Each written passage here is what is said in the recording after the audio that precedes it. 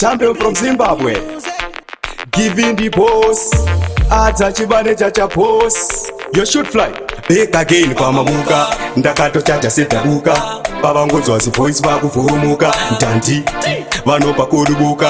Nechimwe chipatani chotakasavakuka dance vamwe vese muri maroja. Ndikakuvhunduke iko mabara ndakalota. Ndinenge pana osamandodonedza mabhomba. Vanga pabude seiko mastreets ndakanoka. Kuzvifira zvimanhamba patakazvinyora hamumbofema kaparapa. Takazvitanga kare vasati vatanga. Vakuda kuti saiza vaona takapaka. Takapikira kuzvifira zvimanhamba patakazvinyora hamumbofema kaparapa. Takazvitanga kare vasati vatanga. Vakuda kuti saiza vaona takapaka. Tibvunza kana eushama kuvangeti vakandisaiza vanotopakika mabhaketi. Tsambu dziri kupisa vapisa majaketi. Ndiri kushanda nepuresha kupita matageti. Ndakavakara bamba vanopa zvimba baba. Vaiti ndapera mukutamba ndisati ndatanga. Ndokona asi masanga fokasi kumberi ndakananga. Takapikira kuzvifira zvimanhamba patakazvinyora hamumbofema kaparapa.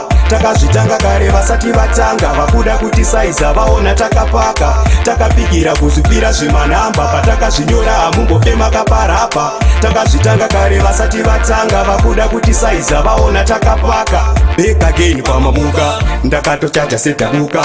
Pavangodzwa si voice vakuvhurumuka. Ntanti vanopa kudubuka.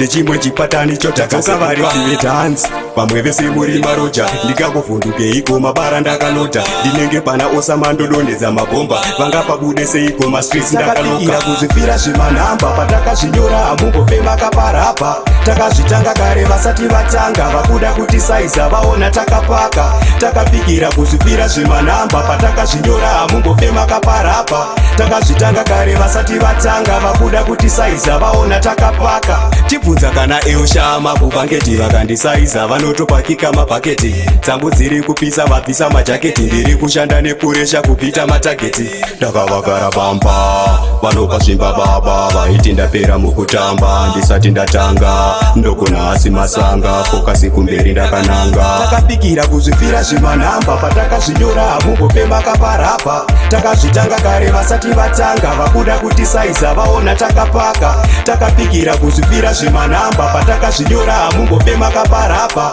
Takazvitanga kare vasati vatanga. Vakuda kuti saiza vaona takapaka. Ndikaporosewa kusaverewa kwa G Mambo Ericha mkuru wemabadness. Yo Wansi Mashi Shela Yo Atsa Ajena Yo French Pana Mikela Baba Eteo Black Shadow Music.